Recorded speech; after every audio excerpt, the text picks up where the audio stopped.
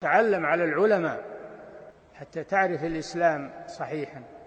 إن الحمد لله نحمده ونستعينه ونستغفره ونعوذ بالله من شرور أنفسنا ومن سيئات أعمالنا. من يهده الله فلا مضل له ومن يضلل فلا هادي له. وأشهد أن لا إله إلا الله وحده لا شريك له وأشهد أن محمدا عبده ورسوله صلى الله عليه وعلى آله وأصحابه ومن تبعهم بإحسان إلى يوم الدين. أما بعد فإن أصدق الحديث كلام الله وخير الهدي هدي محمد صلى الله عليه وسلم وشر الأمور محدثاتها وكل محدثة بدعة وكل بدعة ضلالة وكل ضلالة في النار وبعد. بإذن الله تعالى do vazhdojmë me këtë libër madhështor, libri I imanit nga Sahih Muslim, me shpjegim të djetarit kolosal el Imam el Sheikh Rabia rahimahullah. Dhe jemi të kapitulli babu ghiladi tahrimi qatli l-insani nafsahu wa inna man qatala nafsahu bi shay'in udhiba bihi fi an-nar wa annahu la yadkhulu al-jannata illa nafsun muslimah. Kapitulli për ndalimin e rept të vrasjes së vetvetes. Dhe ai që vret veten me donjë gjë do të ndëshkohet me të në zjarrin e xhehenemit. Dhe nuk do të hyjë në xhenet përveç se një shpirt musliman. Përveç se një shpirt musliman. Në këtë kapitull ka përmend autori Imam Muslim rahimahullah disa ahaditha ku tregon domethënë dalesën të rept në lidhje domethënë me vetvrasjen, se një gjë e tillë domethënë në fen ton është mëkat shumë I madh dhe reptësisht I ndaluar, dhe reptësisht domethënë I ndaluar. Hadithi I parë që përmend në këtë kapitull është I transmetuar nga Ebu Hurajra radhiyallahu anhu ku thotë: Qala Rasulullah sallallahu alaihi wasallam من قتل نفسه بحديدة فحديدته في يده يتوجأ بها في بطنه في نار جهنم خالدا مخلدا فيها أبدا ومن شرب سما فقتل نفسه فهو يتحساه في نار جهنم خالدا مخلدا فيها أبدا ومن تردى من جبل فقتل نفسه فهو يتردى في نار جهنم خالدا مخلدا فيها أبدا. Këtë hadith thot pejgamberi sallallahu alaihi wasallam, kush e vret veten e tij me një objekt metalik, ai do të dënohet me të po ashtu edhe në zjarrin e xhehenemit. Ai do të dënohet me të, domethënë po ashtu edhe në zjarrin e xhehenemit. Dhe kush pi helm, kush e helmos veten e tij, ai po ashtu do të dënohet me helmin edhe në zjarrin e xhehenemit. Dhe I fundi, kush e hedh veten e tij nga një mal, po ashtu në të njëjtën mënyrë do dënohet edhe në zjarrin e xhehenemit. Ku do të jetë aty domethënë për një kohë shumë të gjatë. Ku do të jetë domethënë aty për një kohë shumë të gjatë. Pastaj hadithi tjetër, se njëherë këtu do I përmendim hadithet, pastaj do më thonë fillon Sheikh Rabia rahimahullah me shpjegimin e këtyre haditheve. Hadithi tjetër është se Thabit ibn Dahhak radhiyallahu anhu tregon ennehu baja'a Rasulallahi sallallahu alaihi wasallam tahta shajara. Sahabiu I nderuar Thabit ibn Dahhak radhiyallahu anhu tregon se ka dhënë bezlidhjen pejgamberit sallallahu alaihi wasallam ndër pemë. Dhe tha, wa anna Rasulallahi sallallahu alaihi wasallam qal man halaf ala yaminin bi millatin ghayri al-islam kadhiban fa huwa kama qal wa man qatala nafsahu bi shay'in udhiba bihi yawm al-qiyamah wa laysa ala rajulin nadhrun fi shay'in la yamlikuhu. Këtë hadith thot pejgamberi sallallahu alaihi wasallam, kush betohet me një betim në emër të një besim tjetër përveç Islamit, duke gënjur, ai është ashtu siç ka thënë. Dhe kush e vret veten e tij me diçka, do të ndëshkohet me të në ditën e Kiametit. Dhe po ashtu, njeriu do më thonë nuk i takon me bë zotim, për diçka që nuk e posedon. Për diçka do më thonë që nuk e posedon. Po ashtu një hadith tjetër nga Thabit ibn Dhahhak radiallahu anhu anin Nabi sallallahu alaihi wa sallam qal: "Laysa ala rajulin nadhrun fima la yamlik, wa la'nu al-mu'min ka qatlihi, wa man qatala nafsahu bi shay'in fi ad-dunya 'udhiba bihi yawm al-qiyamah, wa man idda'a da'wa kadhiba liyatakaththara biha lam yazidhu Allahu illa qillah, wa man halafa ala yaminin sabrin fajir." Do më thonë, ky transmetimi tjetër, hadithi tjetër, ku pra pejgamberi sallallahu alaihi wasallam thotë nuk i takon muslimanit me bë zotim për diçka që nuk e posedon. Dhe mallkimi i muslimanit është sikurse ta vrasish. Dhe kush e vret veten e tij me diçka, ai do të dënohet me të, domethënë në ditën e Kiametit. Dhe kush pretendon një pretendim të rrem, që me përfitu për atit betimit, ose pretendimit që me përfitu, Allahu nuk do t'i shtoj ati veç se paksimin. Do thonë, ai bon një pretendim do thonë të rrem, duke synuar do më thonë ta bëjnë vetën më të mirë, me e qitë vetën edhe më të mirë. Allahu subhanahu wa taala e dënon me të kundërtën e asaj që ai synon, që nuk do i shtohet atij për vetëm se paksimi i asaj gjoje që ai e pretendon. Dhe kush betohet, do më thonë, me një betim të rrem, ai do më thonë ka bërë një gabim të madh dhe veprimi i tij është i ndaluar. Pastaj hadithi tjetër, po ashtu e transmeton Ebu Hurajra radiallahu anhu ku thotë: "Shahidna ma'a Rasulillahi sallallahu alaihi wasallam Hunaynan. فقال لرجل ممن يدعى بالإسلام هذا من أهل النار." Tregon Ebu Hurajra radiallahu anhu se ishim me pejgamberin sallallahu alaihi wasallam në Hunain, në luftën domethënë e Huneinit. E sakta është thot këtu Sheh Rabia është lufta e Khaybar. Lufta domethënë e Khayberit dhe u tha, domethënë tha pejgamberi sallallahu alaihi wasallam për një njeri që ajo që dukeshte për atë njeri ishte Islami, që ishte musliman nga ana e dukshme. Kurse pejgamberi sallallahu alaihi wasallam tha: "Hadha min ahli an-nar." Ky është nga ose prej banorëve të zjarrit. Është prej banorëve të zjarrit, dhe pse ishte ajo që dukeshte, domethënë pamja e jashtme se ai njeriu është musliman. Por pejgamberi sallallahu alaihi wasallam tha për ta: "Hadha min ahli an-nar." Falamma hadara al-qital qatala ar-rajulu qitalan shadidan. Kur filloi lufta, beteja të zhvillohet, ky njeri që u tha për të, që tha pejgamberi sallallahu alaihi wasallam se është prej banorëve të zjarrit, ai domethënë luftoi një luftë domethënë të guximshme. Luftoi domethënë shumë ashpër kundër armikut.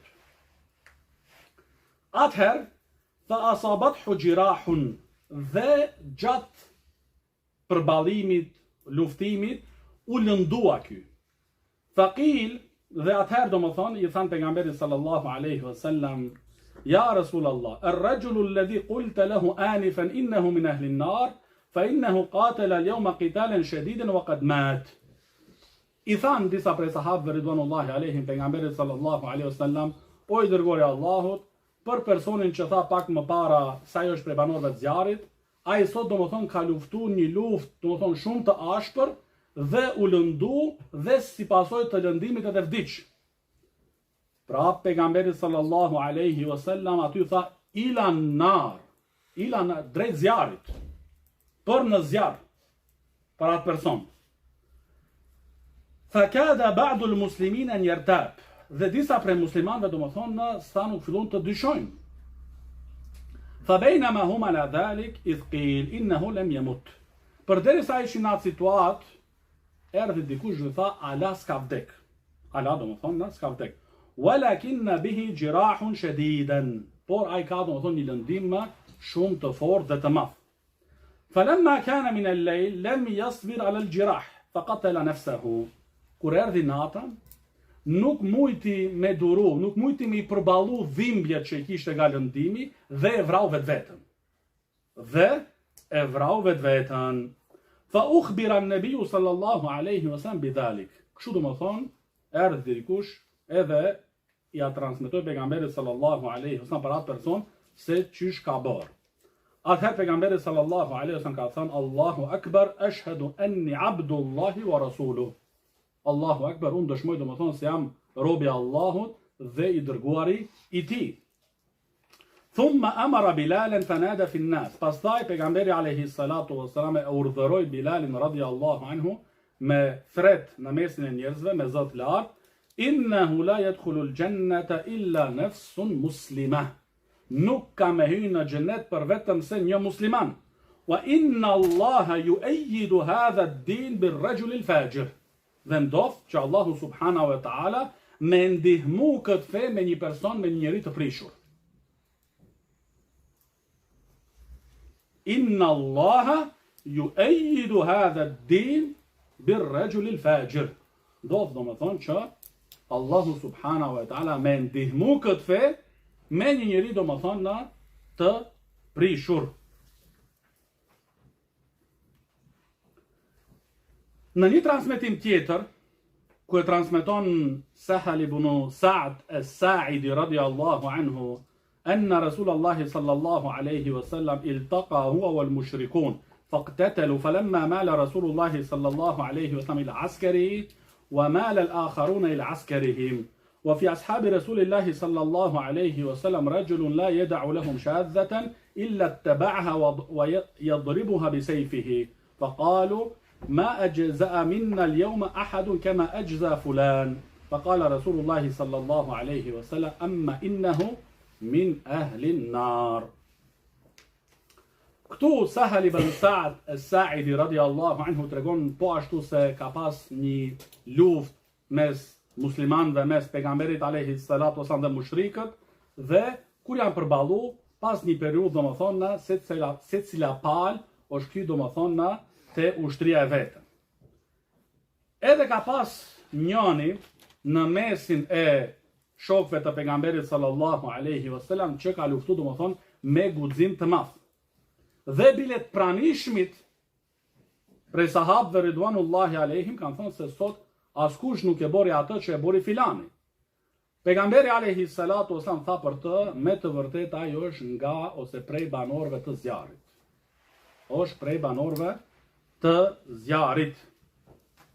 Faqala rajulun min al-qawm, ather njëri prej sahabëve ridwanullahi alaihim tha, ana sahibuhu abadan. Ana sahibuhu abadan, unë do e përcjell atë domethënë tash gjatë gjithë kohës. Do e vëzhgoj domethënë se çka bën ai njeri. Ather fa kharaja ma'ahu, kullama waqafa ma'ahu, wa idha asra'a ma'ahu. Domethënë kur doli, kur ndalesh ai, ndalesh edhe ky tjetri. Kur ecte dhe nxitonte dhe shpejtonte në ecje, edhe ai bëjtë të njëjtën gjë. Çem domethënë me përcjella çdo veprim të tij. Atë çka ndodhi? فجرح الرجل جرحا شديدا فاستعجل الموت فوضع نسل سيفه بالأرض وذبابه بين ثدييه ثم تحامل على سيفه فقتل نفسه. Domethënë ky njeri u lëndua gjatë luftës edhe nuk mujti me duru domethënë dhimbjet dhe çka bëni domethënë e mori shpatën e vendosin tokë edhe me gjoksin e tij domethënë e shtypi kundër shpatës.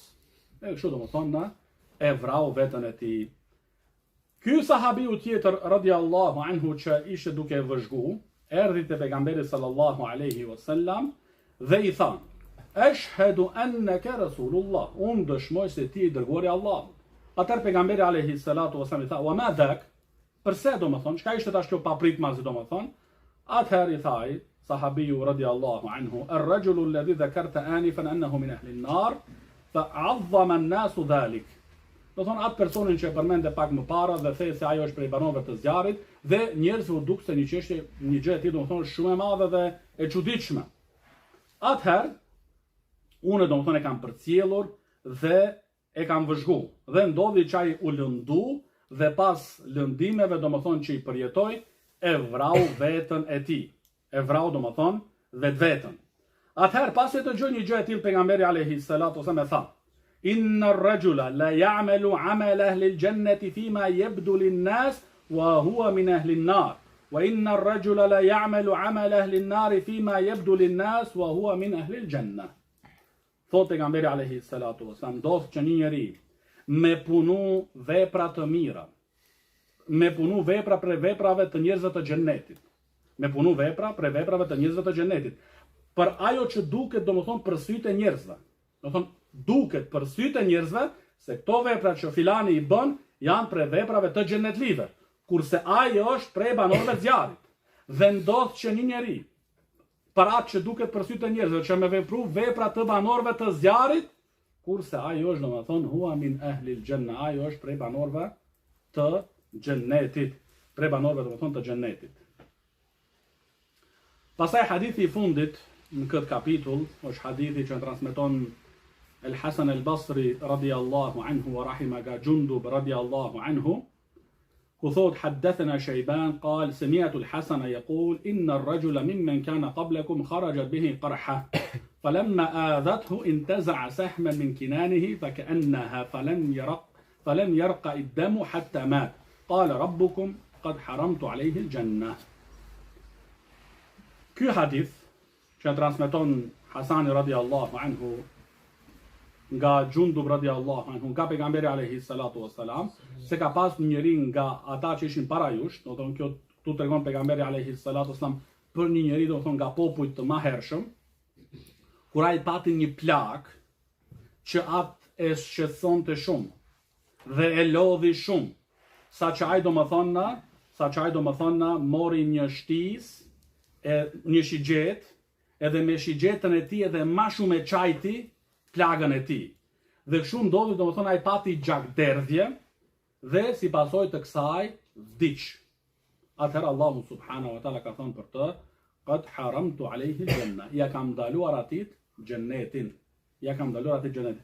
Pastaj Hasani thot në fund: "Thumma madda yadahu ila al-masjid." Do thon Hasani radiallahu anhu tregoi me dorën e tij drejt xhamisë. Dhe tha: "I wallah, laqad haddathani bi hadha al-hadith Jundub عن رسول الله صلى الله عليه وسلم في هذا المسجد." Do më thonë, betohem në Allahun subhanahu wa ta'ala se me të vërtet këtë hadith më ka transmetuar Gjundub radiallahu anhu nga pejgamberi sallallahu alaihi wasallam në këtë xhami. Do të tregoj edhe vendin se ku e ka dëgjuar këtë hadith, do më thonë nga Gjundub radiallahu anhu. Shekh Rabia rahimahullah thot në shpjegimin e këtyre haditheve se të gjitha këto hadithe sillen rreth ndalesës që njeriu me vra vetën e tij. Dhe ai i cili e bën një gjë e tillë, e vetvret vetën e tij, është i ekspozuar ndaj këtyrve kërcënimeve dhe këtij dënim të ashpër. Dhe se ai domethënë do dënohet me të njëjtën gjë me të cilin domethënë e ka vra ose e ka vetvra vetën e tij.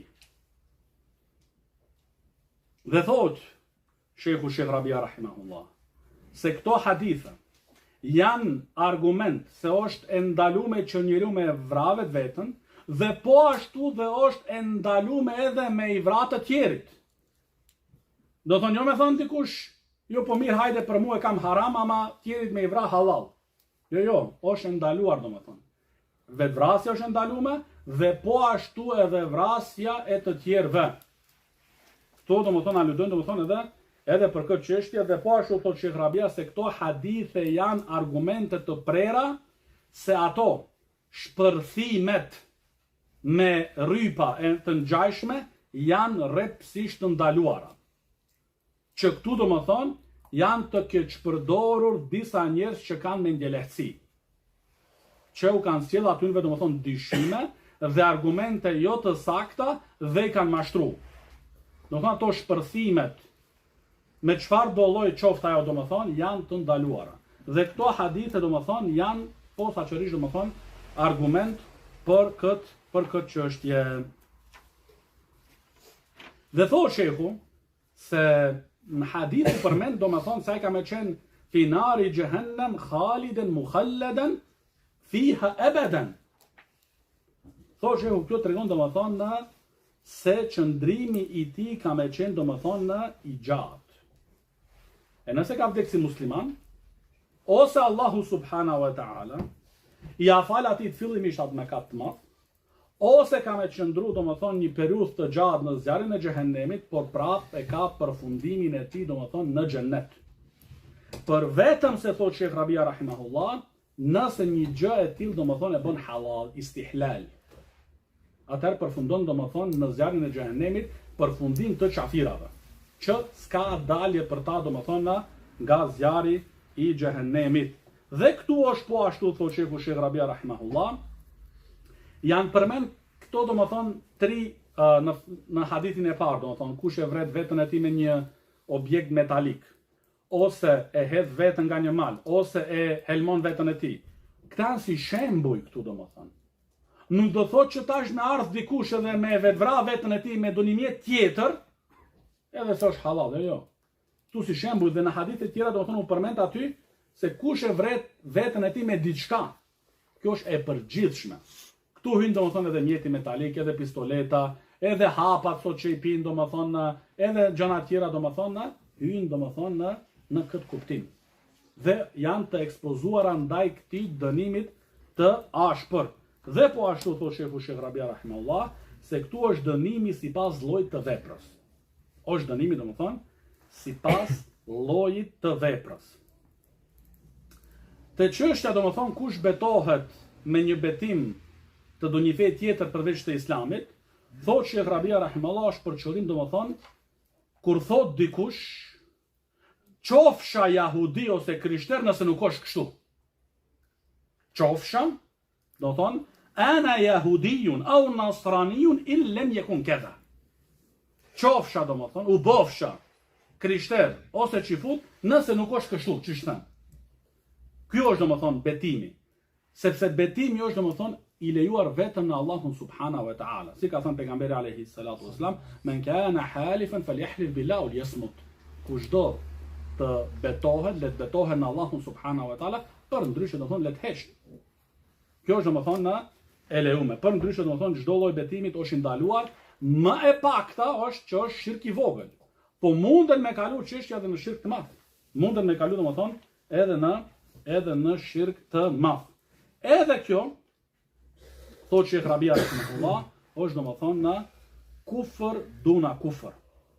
Që do më thonë është qofsha qifut, se thotë shefut, do shta e thotë dikush kur përplaset me dikën dhe do më thonë të hakmeret, atëre thotë një gjë e tillë do më thonë, kjo është do më thonë në mekat shumë i madh. Është mekat do më thonë në shumë i madh, kufër, duna kufër.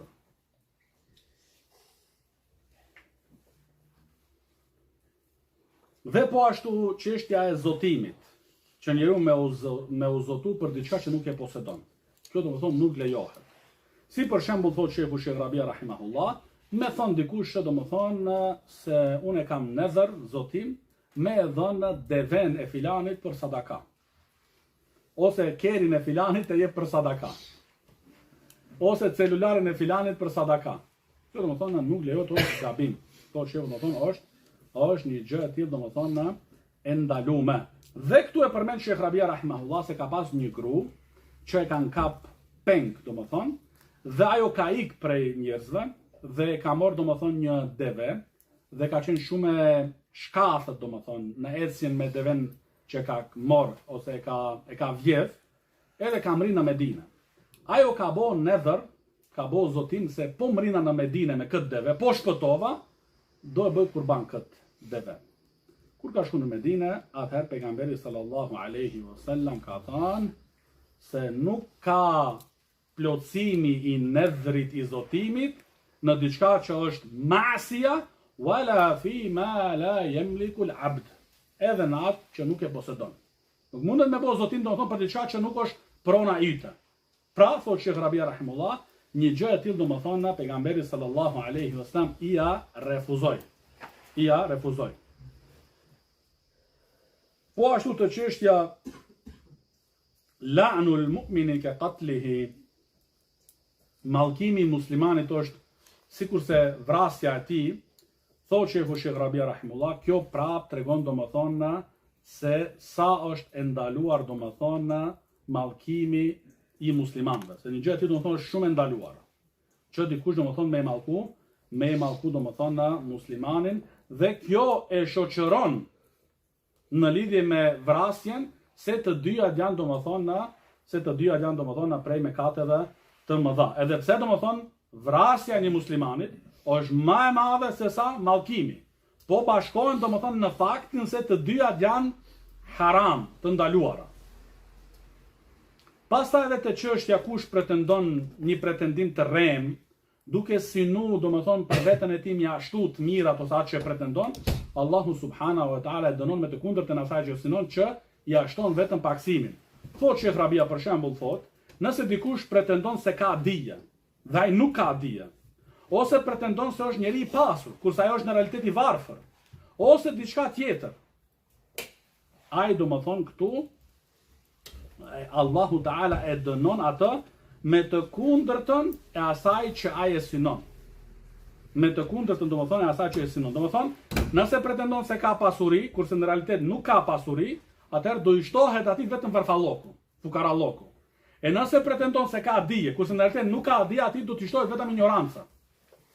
Prandaj njeriu me pas kujdes. Njeriu domethënë me pas kujdes domethënë dhe me ditë domethënë me fjalë të shkurtra dhe me fjalë pak me i haru krijesat. Me ditë robi se ka punë me krijuesin, me Allahun subhanahu wa taala. Ai që di domethënë brendsinë tënde. Ti mund të shkollaj me pretendu sa dush. Por Allahu subhanahu wa taala e di domethënë atë që më shefim ne domethënë në gjokset tona. Edhe di njeriu domethënë hallin e vetes. Nëse ai pretendon dije e nuk është i tillë. Atëherë kjo është fjalë e pejgamberit alayhi salatu wasallam. Se atij personit nuk do t'i shtohet për vetëm se paksimi i asaj çështjes që ai po e pretendon për veten e tij. Kurse kjo tjetra e fundit që u përmend domethënë betimi për diçka që është ndaluar, thot Sheikh Rabia rahimahullah, është kuptimi i kësaj që nëse pushtetari e Burgos për shembull, ky tjetri ka borxhe, u ka njerëz dhe borxh, edhe pushtetari domethënë ja pengon lëvizjen. E fut domethënë burg.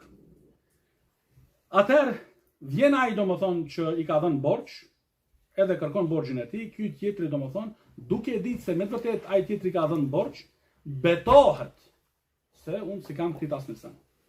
Bila as nuk nifemi për shembull. Ka njerëz domethënë në atë grad, në atë drejtë kanë kalu, bile thot unë këtë person se kumpanjë dëmtime. Kjo domethënë prej çështjeve shumë të ndaluara dhe mëkateve domethënë të mëdha.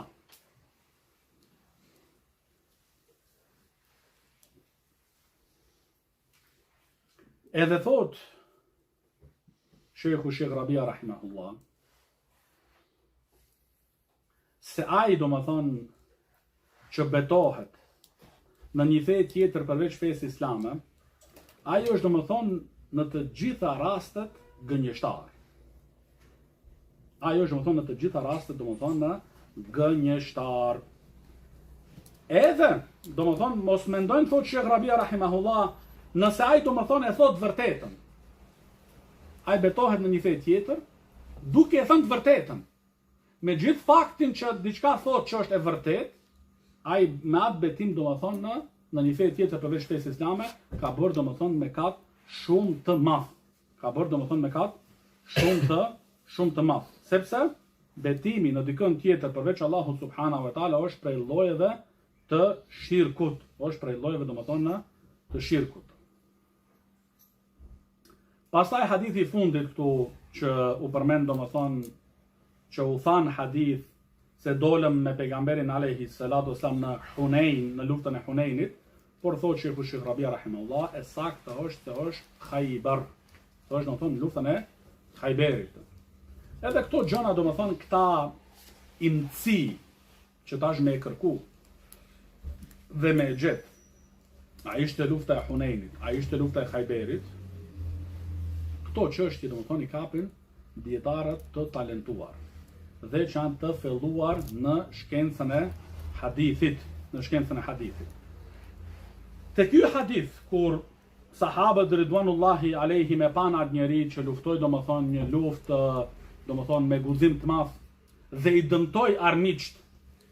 Megjithatë pejgamberi alayhi salatu wassalam tha domethënë se ai është prej banorëve të zjarrit. Këtu domethënë në u habitën, u çuditën sahabët ridwanullahi alejhim, sepse ajo që dukeshte për atit personit ishte se ishte musliman dhe luftoi me guzim të madh. Si domethënë me qenë prej banorëve të zjarrit. Por thotë Sheh Rabia rahimullah se pejgamberi alayhi salatu wassalam ka folur domethënë me shpallje. Ka folur këtu domethënë me shpallje. Dhe kjo thotë Sheh Rabia këtu rahimahullah është nxitje ky hadith është nxitje për ikhlas, që njeriu me qenë i sinqert me Allahun subhanahu wa taala. Dhe është nxitje që njeriu me qenë i sinqert në imanin e tij. Dhe është nxitje që njeriu me qenë i sinqert në luftën e tij. Dhe është nxitje që njeriu me qenë i sinqert në çdo vepër që ai vepron. Sepse Allahu subhanahu wa taala e di çka kemi në zemrat tona. Ai domethënë nga ana që dukeshte për sytë e njerëzve, luftoi domethënë një luftë domethënë shumë të ashpër dhe e guximshme. Po megjithatë, defekti ishte këtu në brendësinë e tij, në zemrën e tij, në synimin e tij. Prandaj domethënë secili duhet me ditë këtë, edhe këto hadithe duhet me qenë për neve domethënë nxitje dhe përkujtim dhe këshill që me qenë të sinqert me Allahun subhanahu wa taala, me i haru krijesat, me i haru njerëzit. Bëhu i sinqert me Allahun subhanahu wa taala dhe bëhu i sinqert në imanin ton. Dhe në çdo vepër domethënë që i jetue vepru. Sepse thot Sheh Rabia rahimahullah, ajo që e pan njerëzit, ju duk domethënë se kjo vepër që e bëri ai person është për veprave të xhenetlive. Kurse në realitet, wa fil waqi', në realitet domethënë min ehli nar, ai që domethënë prej banorëve të zjarrit. Ose thot Sheh Rabia rahimullah, për shkak të hipokrizës së tij, ose për ndonjë vepër tjetër, që e patjetërson që ai me pas një përfundim të keq. Sepse ajo është ligji i Allahu subhanahu wa taala. Ligji i Allahu subhanahu wa taala është që ai njeri i cili ka punuar për Allahun subhanahu wa taala me sinqeritet dhe për kushtim, që Allahu me i dhën atij personi një përfundim të mirë në Islam. E kush ka çështje që i fsheh, por se Allahu ja din dhe ai është bash të kundërtën prej asaj që është, ky njeri është i ekspozuar me pas një përfundim të keq. Sikur se ky personi këtu domethënë në këtë hadith. Sikur se ky rasti këtu domethënë në këtë hadith.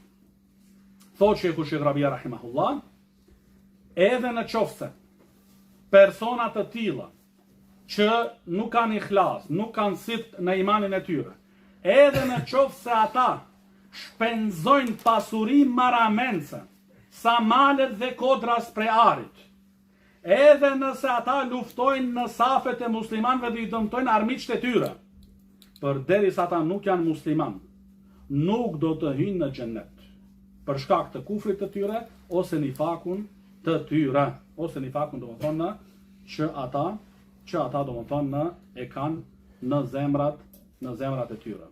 Pra thot Sheh Rabia rahimullah, veprat janë sipas përfundimit.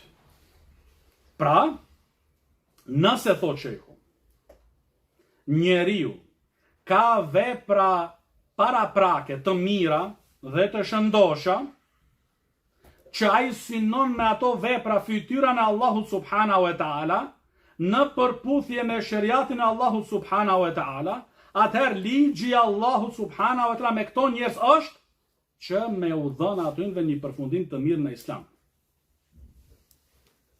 Domethënë me qenë me ikhlas dhe me qenë sipas shariatit të Allahut, sipas domethënë sunnetit të pejgamberit alayhi salatu wasalam. Këtyre njerëzve ligji Allahu subhanahu wa taala është që me u dhën atyve përfundim të mirë në Islam. E përndryshe domethënë nëse njeriu domethënë ka vepra të tjera që i mshef, atëherë mundet me qenë ato si shkak domethënë që ai me pas një përfundim të keq. Sigur se ky personi këtu domethënë në këtë hadith që thot pejgamberi alayhi salatu wasallam me gjithatë që ai ka bërë atë ditë dhe është mundu, innahu min ahli nar. Ajo është domethënë nga banorët domethënë e zjarrit. Pse thotë Sheikh Rabia? Për shkak se ai nuk ishte i sinqert në veprën e tij, nuk e synonte fytyrën e Allahut subhanahu wa taala. Nuk ishte i sinqert dhe nuk e synonte domethënë fytyrën e Allahut subhanahu wa taala.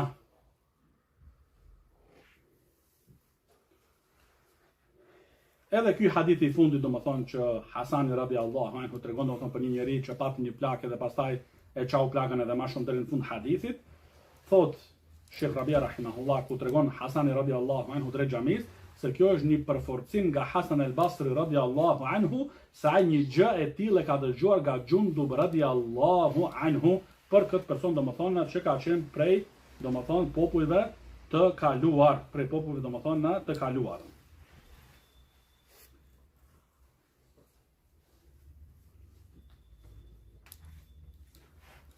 Pastaj kapitulli i radhës është babu ghiladhi tahrimi al-ghulul wa annahu la yadkhulu al-jannata illa al-mu'minun.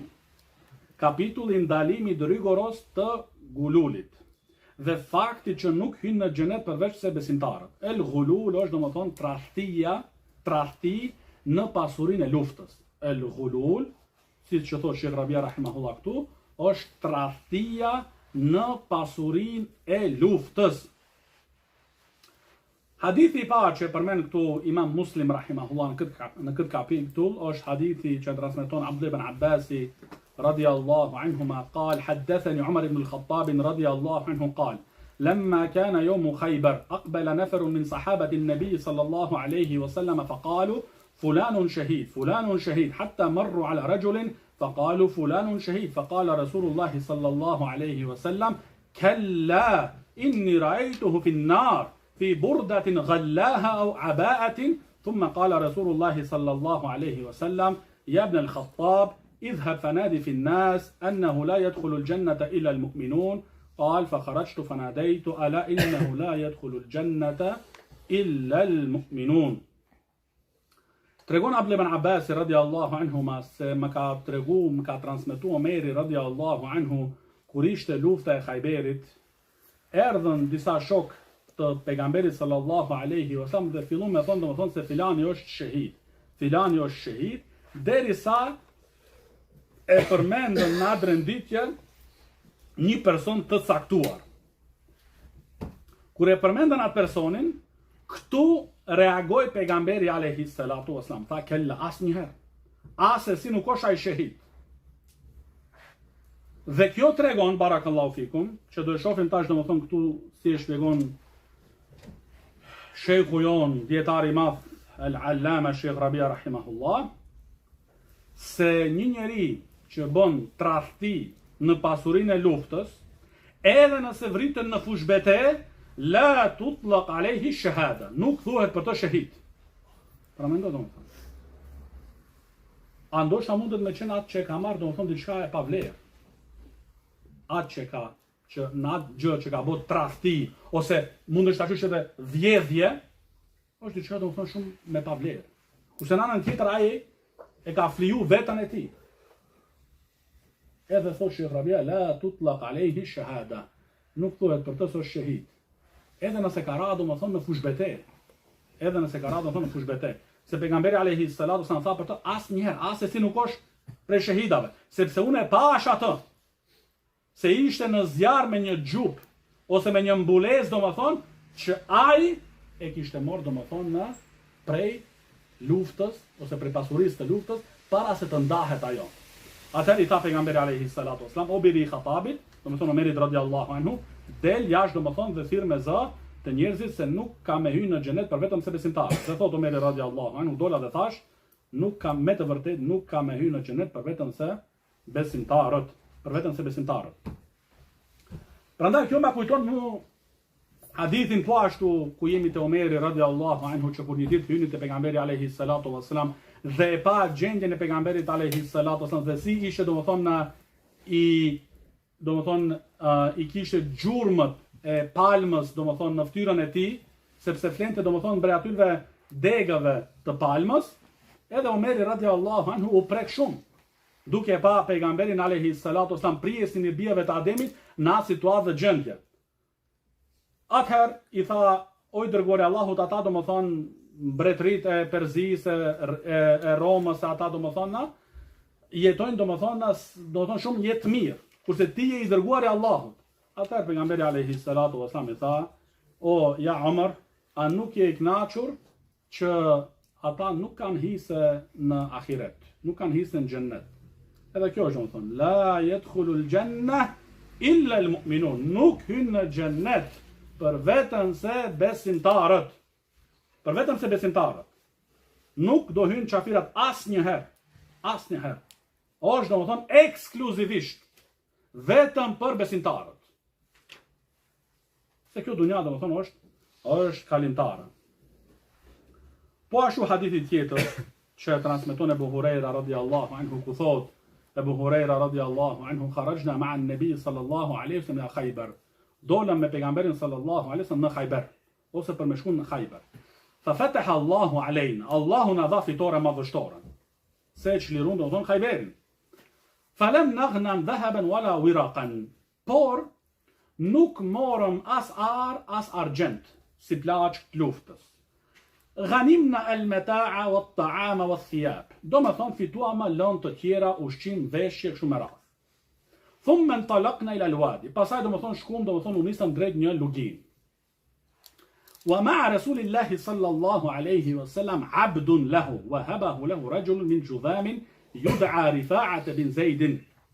Dhe bashkë me pejgamberin alayhi salatu wasallam ishte edhe robi i tij, shërbetori i tij, që ja dhuroi një njeri nga Judham. Emri i thuhej aty Rifa'a ibn Zaid. فلما نزلنا الوادي كورندالم te lugina قام عبد رسول الله صلى الله عليه وسلم يحل رحله. Atëherë filloi ky robi shërbetori pejgamberit alayhi salatu wasalam me rregullu në deven me vendu. Farumiya bi sahmin, u godit me shigjet. Duke rregullu deven ose kalin, u godit me një shigjet. E Sheikh Rabia rahimahullah thot, ajo që është dukshme armiku, dikush prej armiqve, e ka goditur me shigjet. Edhe si pasojë të kësaj në vdiq. Faqulna, atëherë sahabët ridwanullahi alehim i thanë pejgamberit alayhi salatu wassalam, haniyan lahu ash-shahadatu ya Rasulallah. Për hajri qoftë atij, shahidlloku o i dërguari Allahut. Atëherë pejgamberi sallallahu alaihi wasallam ka thënë, kalla, asnjëherë, asesi. Nuk është shahid. Walladhi nafsu Muhammedin biyadihi. Betohen Allahun subhanahu wa ta'ala. Inna ash-shamlata lataltahibu alayhi naran akhadhaha min al-ghanaim yawma Khaybar lam tusibha al-maqasim. Atë mbulesën që aje morin ditën e Khayberit, duke e marrë fshehtazi. Ajo i sjell atij të dënohet me zjarr për shkak të asaj.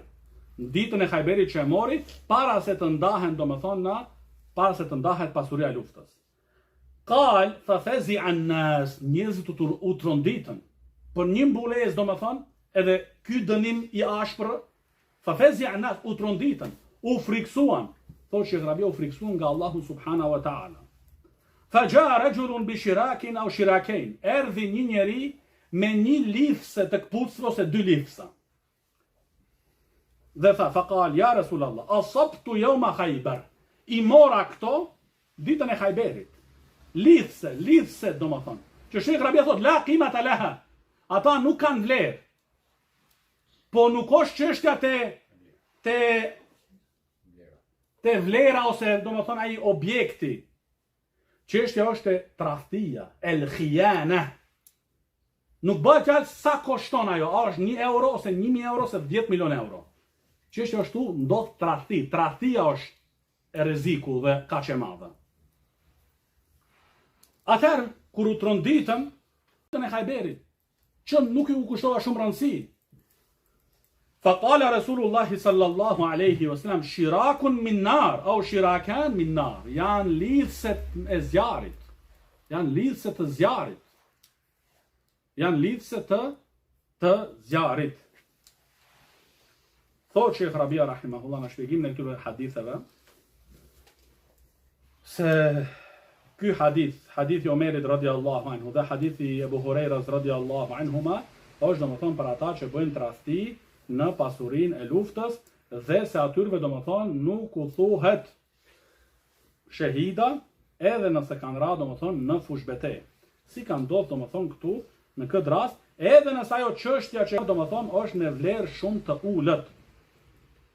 Edhe nëse është domethënë me vlerë domethënë në të ulët. Thotë Sheikh Rabia rahimullah. Këtu e shohim, thotë Sheikh Rabia, se ky ishte shërbetori pejgamberit alayhis salatu wassalam. Dhe kishte dalë me pejgamberin alayhis salatu wassalam në xhihad dhe vritet me nga një shigjet. Dhe ajo armiqve, e jo pre muslimanëve. Dhe sahabët ridwanullahi alayhim mendon se është për shuhadave, duke u bazuar në ajo që duket. Por pejgamberi sallallahu alaihi wasallam që fol vetëm me shpallje dhe që dinte realitetin, atëherë domethënë na tha se hadha ar-rajul fi an-nar, se ky njeri domethënë është për një mantill. Për një mantill domethënë që ai e kishte marrë domethënë në ditën e Khajberit. Domethënë, thotë Sheikh Rabia rahimullah, pejgamberi alayhi salatu wasallam e lidhi këtu se ai ka përfunduar në zjarr, jo për shkak se ai ka bërë kufër, nuk përmendet këtu, as se nifak, po e lidhi çështjen domethënë e tradhtisë në pasurinë domethënë që është private, personale.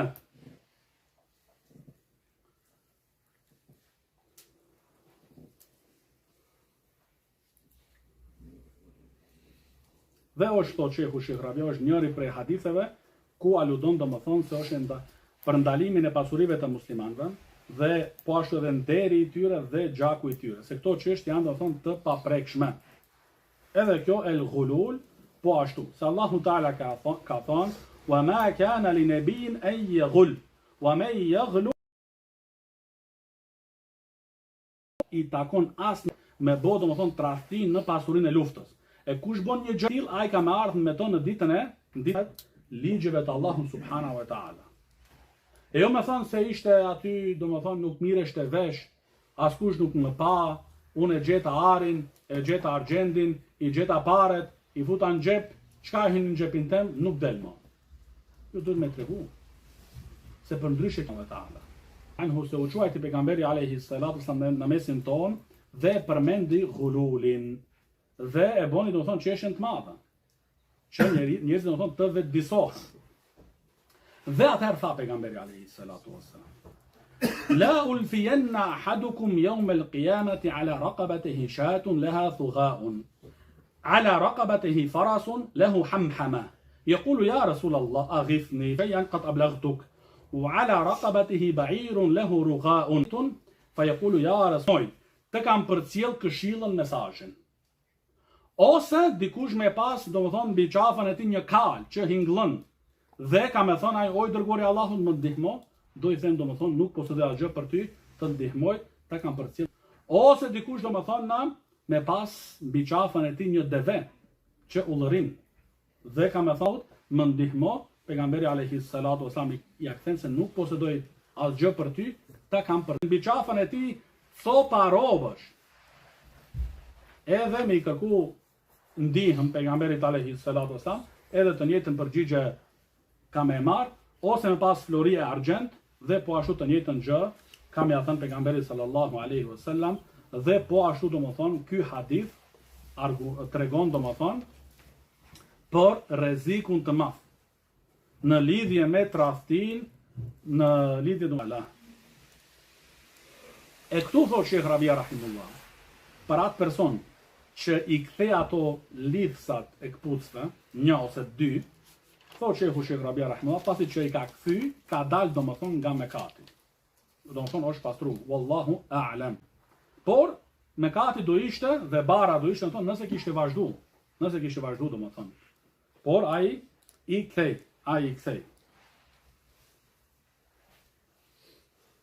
Edhe fafezi an-nas, njerëzit të tronditën, domethënë duke u friksuar nga Allahu subhanahu wa ta'ala.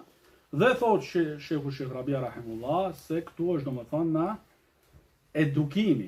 edukimi nga ana e pejgamberit sallallahu alaihi wasallam, që ato me pas kujtes.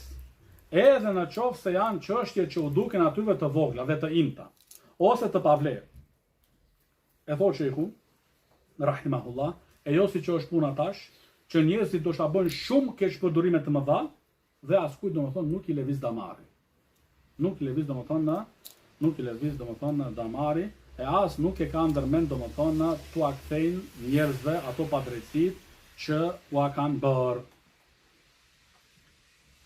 Dhe thot Shehu Sheikh Rabia Rahimullah, se ndoshta tradhtia nda një personi specifik në disa rrethana është edhe më e rëndë dhe më e keqe, për shkak se ai personi shumë më keqe përjeton kur ti e tradhton atë personalisht. Se sa ti e domethënë tradhtia e përgjithshme, domethënë ku takon të gjithë. Tradhtia personale domethënë është domethënë edhe më e keqe. Saqë domethënë këtu i u mohu atij domethënë në shahid lokut. Domethënë lejse shahiden, nuk është domethënë në shahid, si pasojë të asaj veprës. Në fund të këtij kapitullit i bëhet Imam Rabias Rahimahullah një pyetje, duke i thënë shehut, a hynë në këtë kuptim edhe ata njerëz që grumbullojnë para për çështje humanitare dhe vetat e tyre dhe për çështje tjera interesa tyre personale. A është kjo llogarit kjo tradhti? Shehu Sheikh Rabia Rahimahullah thot, po. Kjo është domethënë min el-ghulul ash-shadid. Kjo është domethënë nga tradhtia domethënë shumë e ashpër dhe shumë e keqe. Sepse këta njerëz që fillimisht i shfaqin ato sloganet fukarat e filan vendit bile i marrin ato fëmijët, i ulin në prendin e tyre që të preken më shumë emocionet e muslimanëve, pastaj thotë Sheikh Rabia, ata blejnë me ato para mjete shpërthyese që t'i shkatrojnë muslimanët, sikurse që është lëvizja e Al-Qaida dhe degët e saj. Do thonë këta Al-Qaida dhe degët e saj, çka bëjnë domethënë? Grumbullojnë para dhe pastaj me ato para mbledhin arma dhe ato arma domethënë i përdorin kundër muslimanëve. Thotë Sheikhu Sheikh Rabia Rahimullah, sikur do thonë dëshiron shehu që muslimanët, qofshin të vogël ose të mëdhej, t'jeshin zgjuar nga ky gjumë domethënë dhe nga ky mashtrim që u bëjnë këta njerëz aty në vend. Sa ta në fillim do thonë, u thonë për të varfrit, për miskinat, për çështje humanitare, për bunar, për pusën në Afrikë, për. Edhe në fund domethënë i keq përdorin për interesat e tyre personale ose për partitë e tyre, ose domethënë që me përfitu njerëz që kanë dobësi në personalitetin dhe kanë karakterin e tyre, që ata të bëhen domethënë pasues të tyre, ose domethënë blejnë domethënë në arma. Dhe me ato arma domethënë pastaj i luftojnë muslimanët. Domethënë nuk i përdorin kundër qafirave, jo, kundër muslimanëve. Dhe kapitulli i radhës, dhe na bi'idhnillahi ta'ala përfundojmë se ndërlidhet me këto dy kapitull që kalon, është babu dalili ala anna qatila nafsihi la yakfur. Kapitulli që tregon se ai që e vret veten e tij nuk bëhet jo besimtar. Kapitulli që tregon domethënë se ai që e vret veten e tij nuk bëhet jo besimtar, nuk bëhet kafir.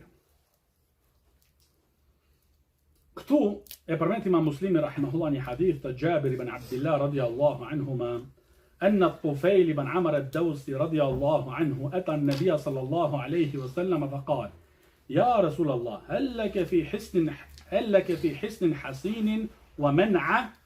قال: حصن كان للدوس في الجاهلية فأبى ذلك النبي صلى الله عليه وسلم للذي ذخر الله للأنصار فلما هاجر النبي صلى الله عليه وسلم إلى المدينة هاجر إليه الطفيل بن عمرو وهاجر معه رجل من قومه فاجتووا المدينة فمرض فجزعه فأخذ مشاقص له فقطع بها براجمه فشخب يده حتى مات فرآه الطفيل بن عمرو في منامه فرآه وهيئته حسنة ورآه مغطيا يديه فقال له ما صنع بك ربك فقال غفر لي بهجرتي إلى نبيه صلى الله عليه وسلم فقال ما لي أراك مغطيا يديك قال قيل لي لن نصلح منك ما أفسدته فقصها الطفيل رضي الله عنه على رسول الله صلى الله عليه وسلم فقال رسول الله صلى الله عليه وسلم اللهم وليديه فاغفر. Ky hadith madhështor që transmeton Xhabiri radhiyallahu anhu në lidhje me sahabiun të nderuar Tufejl ibn Amr ad-Dawsi radhiyallahu anhu se erdhi te pejgamberi alayhi salatu wassalam. Erdhi te pejgamberi sallallahu alayhi wasallam. Imam Rabia rahimahullah e tregon këtu shkurtimisht historinë e konvertimit të këtij sahabiu të nderuar Tufejl ibn Amr ad-Dawsi radhiyallahu anhu, që thotë dhe përmendet se historia e tij ose biografia e tij është në tarikh. Dhe tarikh, domethënë, këtu me gjatat madh është tarikh lil Bukhari, domethënë libri tarikh të Imam al-Bukhariut rahimahullah. Kur erdhi Tufejl radhiyallahu anhu në Mekë dhe sinonte me bot tavaf rreth Qabes, ishte mushrik, ishte domethënë i dhujtar. Para se me hynë në Mekë, e pritën Kurejshitët, që ishin mushrika, dhe paralajmëruan nga pejgamberi alayhi salatu wasallam me një paralajmërim të ashpër, që ai kështu domethënë të largohet dhe asesi mos t'i afrohet pejgamberit alayhi salatu wasallam.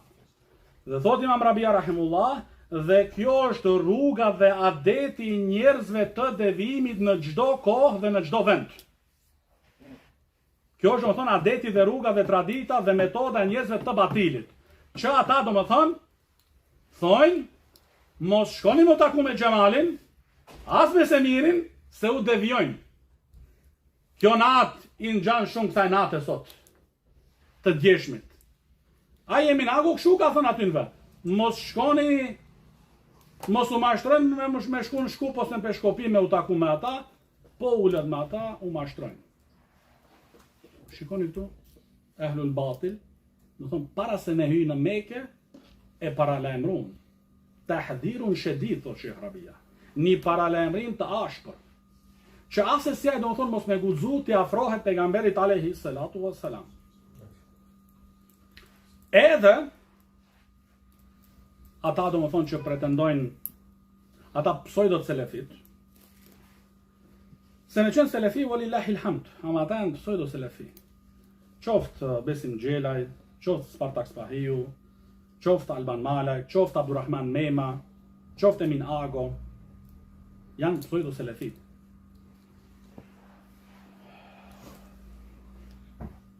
Çka kanë të përbashkët Besim Xhelaj, Albani dhe Spartaku? Ajo që i bashkon këta njerëz, të tretë e kanë pas mundësinë kur shpërthej fitnë e Muhammed bin Hadit dhe kur ishte në kulminacionin e saj, të tretë kanë pas mundësi me e taku Imam Rabias, por nuk kanë shku me e taku. Nuk kanë shku as Besim Xhelaj, që ka shku atëherë në Haç, as Alban Malaj, që ai paraqitet dhe ata që janë të pamend dhe pa logjik, që ky që nga talebja që ka mësuar te Sheikh Rabia. Po si ka mundësi që ky me qenë talebja e afërt të Sheikh Rabis, dhe kur ndodh një fitne që e kap gjithë botën selefie nga Indonezia deri në Ballkan, ky tu qenë në Mekë, edhe mos me shku të Sheikh Rabia me ul me shehun dhe me u këshillu dhe me u konsultu. A është ky nxënës i Sheikh Rabis? A i thuhet këtij nxënës i Sheikh Rabis? Khatib el-Baghdadi ka thënë kur ata gënjeshtarët përdoren gënjeshtra, ne i kemi përdor vitet. Ata gënjen, ne s'kemi çka duhet gënjeshtari. S'kemi çfarë, ata duhet ato kështu data, fakte tu përmendin. Se ndryshe këta nuk ndalen. Ata që pretendojnë dashuri për imamllarët e sunnetit, të tre kanë pas mundësi të Sheikh Rabia kur ka qenë fitnja, do thonë në kulminacionin e saj, njerëzit vishin nga Indonezia, nga Amerika, nga Algjeria, nga vendet të ndryshme, vishin të Sheh Rabia, me u konsultu, me marrë këshilla, me ja dëgju fjalë Sheh Rabis. Këta nuk shkun të Sheh Rabia, duke pas mundësi me shku. Edhe tash na shfaqen ato kemi dashurinë për dietarët. Po ndoshta këta me që se e duan shumë Imam Fauzanin, le të na tregojnë ata neve mos kanë shku të Sheh Fauzanit ndoshta, ta pyesin. Se e duan shumë Sheh Fauzanin, atëherë sfidojmë të tretë, edhe ai Abdurrahman Nema që është në Riyadh, realisht ai në Riyadh ka qenë. Sheh Fauzani, Imam Fauzani, muftia Fauzani, se duhet ta mësojmë edhe gjuhën tash se është mufti Sheh Fauzani, Allahu e ruaj. A ka shkuaj Mema me pyet Sheh Fauzanin, Allahu e ruajt, për këtë çështje? Po ta dush ti shejhun. Realiteti është që ky Abdurrahman Mema, ky kastravec dhe gënjeshtar i ulët, kur kena shku me Albenin 2013 në Riyadh, dhe kena dash me na çu ky Mema te Sheh Fauzani për xhuma, në hutben. Ky s'dinte ku e ka Sheh Fauzani xhamin. Wallahi billahi, edhe Albenin e kam dëshmitar. Nuk dinte me e gjetë xhamin e Imam Fauzanit. Pastaj dalin këta dhe pretendojnë e du Sheh Fauzanin. Si e du Sheh Fauzanin? Kjo është poezia e Sheh Albanit që ka thënë se cili pretendon se Leila e don atë, por Leila si njeh ata. S'ka haber para ata Leila. Këta në ashtu, do më thonë. Sigur se këta hizbit që pretendojnë njëna selefi. S'kan lidhje me selefizëm. Këta pretendojnë lidhje me dietarët, s'kan lidhje me dietarët. As nuk vadin xhamit. I sfidojnë. Në vend dikush në të na thotë ju Medine dhe ju në Medine si keni ditë xhamit e Sheh Rabis, ose shpinë e Sheh Rabis, ose xhamin e Sheh Ubejdit ku ka marrë mësime, ose xhamin e Sheh Abdullah Bukharit, ose xhamin e Sheh Arafatit, edhe xhamin e Ibn Hadit, kështu me radhë, kur ka qenë në rregull dhe mirë. Ne do të thonë tan pa fytyrë. Atëherë ne dalin, ndoshta na tregojnë domethënë se kanë pyetur Imam Fauzanin, me që se domethënë ata po tregojnë pralla, i themi domethënë publikisht dilni, a keni shku, ndoshta nuk keni shku te Sheh Rabia, nga shkaqe të ndryshme që Ibn Hadi u ka mbush, u ka shpërlajt kokën, atëherë ndoshta keni shku te Imam Fauzani, u sfidojmë publikisht, dilni dhe na tregoni a keni shku te Imam Fauzani për këto çështje, për ndryshe duhet ta mbyllni gojën një herë edhe për herë, se kjo çështje mes nesh dhe jush është xhihad. Unë personalisht e shoh këtë punë si xhihad, domethënë kundër këtyre. Unë e shoh si xhihad, domethënë me luftu këta. Edhe asnjëherë nuk do lodhen, domethënë duke i luftuar këta njerëz. E lutem Allahun subhanahu wa taala na dhënë sinqeritet edhe shëndrueshmëri. Ata ne shkruajnë mas profilave të ndryshme. Ne shkruajnë në shefen ata, ku duan. Ne dalim publikisht. Ne dalim domethënë publikisht.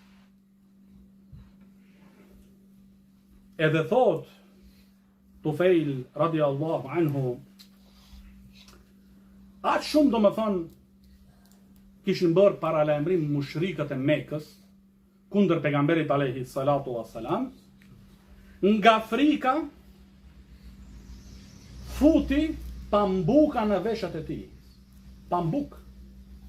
Që kur ta bojnë tavafin aty te Çabja, asesi mos me dëgju ndoshta pejgamberin alayhi salatu wassalam duke lexuar Kur'an. Për më thonë deri çfarë derexhe kishte mri paralajmërimi i mushrikëve. Që ai domethënë futi në veshët e tij pambuk. Por duke e bota vafin, i tha vetës, ana rajulun aqil, unë jam njeri i mençur, unë kam logjik. Që këta nuk e respektojnë këta që kanë shitur logjikën. Unë jam njeri, ana rajulun aqil, unë jam njeri i mençur, kam logjik, Allah më ka dhënë logjik. Limadha al-asma, pse mos me dëgju? Edhe thot Sheh Rabia rahimahullah, i ka marrë ato pambukat edhe i ka hedh. Edhe e dëgjoi pejgamberin alayhi salatu wassalam duke lexuar domethënë Kur'an. Edhe i besoi. I besoi dhe u bë musliman. Pasi që u bë musliman, i thot pejgamberit alayhi salatu wassalam se e pa situatën në Mekë, domethënë. Se ishte situatë domethënë shumë e keqe, torturat ishin të përditshme, sulme të përditshme. Atëherë i tha Tufail radiallahu anhu pejgamberit alayhi salatu wassalam, O i dërguari i Allahut, a ke ndonjë kështjellë të fortifikuar dhe të mbrojtur? Dhe i thot njëkohësisht, ka pas domethënë një kështjellë, ka qenë një kështjellë domethënë na të fisit e Deus. Me kjo domethënë në shpjegimin e këtij hadithit, me këtë domethënë ja ofron Tufejli radiallahu anhu pejgamberit sallallahu alaihi wasallam mundësinë me emigru domethënë te fisi e Deus. Që me shku atje domethënë edhe me përcjell mesazhin e Allahut subhanahu wa taala. Por pejgamberi sallallahu alaihi wasallam një gjë të tillë refuzoi për shkak asaj domethënë që Allahu subhanahu wa taala kishte përgatitur për ansarët ridwanullahi alaihim. Ma vonë kur pejgamberi alaihi salatu wasallam emigroi në Medinë, atëherë edhe Tufejl radiallahu anhu emigroi në Medinë. Emigroi dhe bashkë me të ishte edhe një person tjetër nga populli i tij.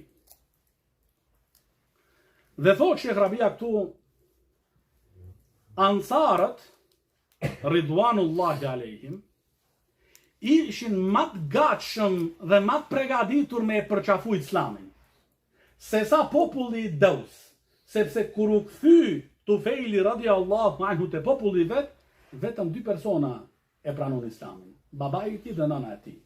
Domethënë, pranueshmëria nuk ishte shumë e madhe.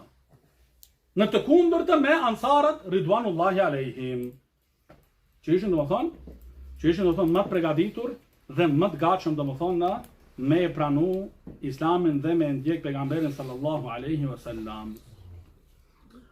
Atëherë erdhi me të edhe një person tjetër dhe ka një transmetime tjera, domethënë erdhan ata edhe me antarët e tyre të familjes. Kur erdhen në Medinë, u mërzitën dhe u smurën dhe u dëshpruan. U mërzitën, u smurën dhe u dëshpruan. Dhe ky shoku i Tufejlit radiallahu anhu, që ishte sahabi, boni hijret, shkoi te pejgamberi alayhi salatu wassalam, shkaku si pasojë të asaj që u smur dhe u mërzit dhe u dëshpru, sepse thotë Sheh Rabia do vim tash në shpjegim, në Medinë kishte epidemi. Edhe kishte domethënë smundje që i lofte sahabët ridwanullahi alaihim, sikurse edhe Abu Bekrin radiallahu anhu, po ashtu edhe Bilalin radiallahu anhu, e kështu me radhë. U mërzit, u dëshpru, edhe një ditë prej ditëve i mori gërshorat e tij, dhe i preu domethënë nyjet e gishtave. Dhe atë shumë pati gjakderdhje, se si pasojë të asaj, vdiq. Si pasojë të asaj, vdiq. Pas kësaj, Tufejli radiallahu anhu e pa në ëndër personën. Dhe e pa në një formë shumë të mirë dhe të bukur dhe të këndshme. Dhe ja pa duart të mbuluara. Duart i kishte të mbuluara, kurse ndryshe pamjen tjetër shumë të mirë dhe të këndshme. Atëri thot, faqala lahu ma sana'a bika rabbuk. Çfarë bëri me ty Zoti yt? Atëri thot, ghafara li bi hijrati ila nabihi sallallahu alaihi wasallam. Allahu ma fali atë vepër që e bëra, për shkak hijretin që e bëra tek i dërguari i tij. Kjo do të thonë për vlerën e hijretit, po. Se hijreti do të thonë të gjitha ato të tjerit i fal, edhe do të thonë shlyhen, do të thonë, i shlyn. Edhe i thot Tufejli radiallahu anhu, çka është ajo që unë të shoh ty se duart i ke do të thonë të mbuluara? Ai tha, më është thënë mua, nuk do ta të rregullojmë atë që ty do të thonë që ti e ke prishur. Do të thonë atë që ti e ke prish, nuk do ta rregullojmë. Ata do mbesin ashtu. Edhe megjithatë se Allahu Teala ja ka fal. Edhe ka fut në xhennet. Por atë që ka dëmtuar vetë, do të thonë gishta, duart, do të thonë nuk do ta përmirësojmë. Të nesërmen, Tufejli radiallahu anhu ja tregoi këtë ëndër pejgamberit sallallahu alaihi wasallam. Atëherë pejgamberi sallallahu alaihi wasallam tha, o Allah, edhe duarve të ti fali. Edhe duarve të ti fali, domethënë. Ky është hadith madhështor, Kjo është hadith domethënë madhështor edhe të një sahabi, domethënë i madh, Tufejli radiallahu anhu. Edhe ky hadith është refuzim i drejt për drejt kundër tre grupacioneve. Kundër Mu'tazila, që ata pretendojnë se ai që bën mëkate të mëdha e ka vendin për gjithmonë dhe për herë në zjarrin e xhehenemit. Kjo është mëkat i madh këtu. Prej më të mëdheve, thotë Sheikh Rabia, vijon pas shirkut, vetvrasja. Jo është refuzim kundër Mu'tazilitëve. Është refuzim kundër Khawarijve, që thonë se ai që bën mëkat të madh del prej fesë. Ky nuk doli prej fesë. Se ai mëson hadithet la yadkhulul jannata illa al-mu'minun, nuk hyn në xhenet për vetëm se besimtarët. Dhe është refuzim kundër murxhive, që pretendojnë se kur ka njeriu besim, nuk i dëmton atit asnjë sen. Ai domethënë duart kur e bëni një gjë e tillë, domethënë u dëmtu, se nuk ju rregullon duart. Kur u pa në ëndër, domethënë duart i kishte të mbuluara, e jo të rregulluara. E kuptuat? Që do thonë që e dëmtoi kjo nga ky aspekt. Prandaj domethënë është refuzim domethënë kundër këto tri sekteve domethënë të devijuara.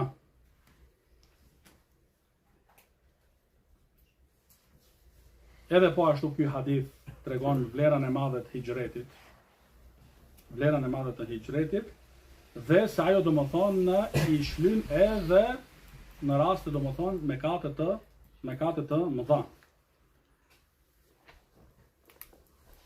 Edhe tregon Sheikh Rabia pastaj në lidhje me Medinën, që në fillim kur emigroi pejgamberi alayhi salatu wassalam në Medinë, kishte epidemi, kishte domethënë smundje që kishin njerëzit shumë ethe të forta, temperatura të larta. Edhe shpesh ndodheshte që sahabët ridvanullahi alehim domethënë ishin të smur. Edhe pejgamberi alayhi salatu wassalam ju lut Allahu subhanahu wa taala që kjo epidemi të transferohet në Juhfa. Të transferohet domethënë në një vend ku quhet domethënë El Juhfa. Ajo sot sa ditë domethënë ekziston rrugës të shku për Mekë, ka domethënë tablla ku quhet domethënë El Juhfa.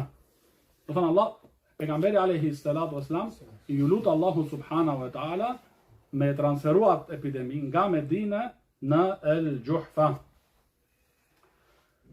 Dhe Ebu Bekri radiallahu anhu, kur ishin domethënë gjatë asaj epidemisë, e ka përmend këtu, ka thënë domethënë një fjalë, kullu imri'in musabbihun fi ahlihi wal mautu adna min shiraki na'lihi.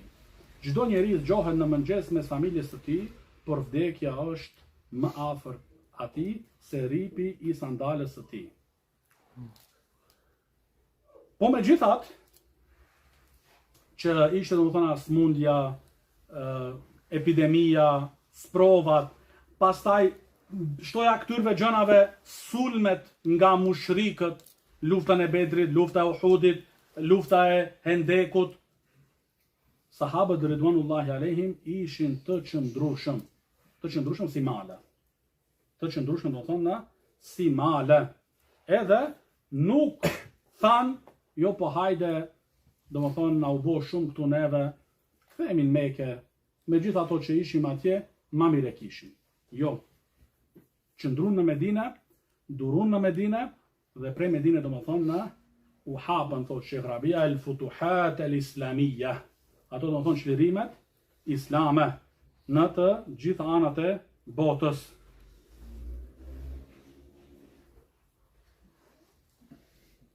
Edhe thotë Sheikh Rabia në fund, se qëllimi i këtij hadithi është domethënë edhe pse ai e vrau veten e tij, por nuk bëri me këtë vepër kufër. Dhe megjithatë domethënë Allahu subhanahu wa taala ja fali atij këtë mëkat të madh për shkak i hijretit të tij që e kishte bërë domethënë në rrugën e Allahut subhanahu wa taala për me shku dhe t'i bashkangjitur pejgamberit sallallahu alaihi wasallam në Medinë. Dhe këshim edhe këtu në fund të kapitullit.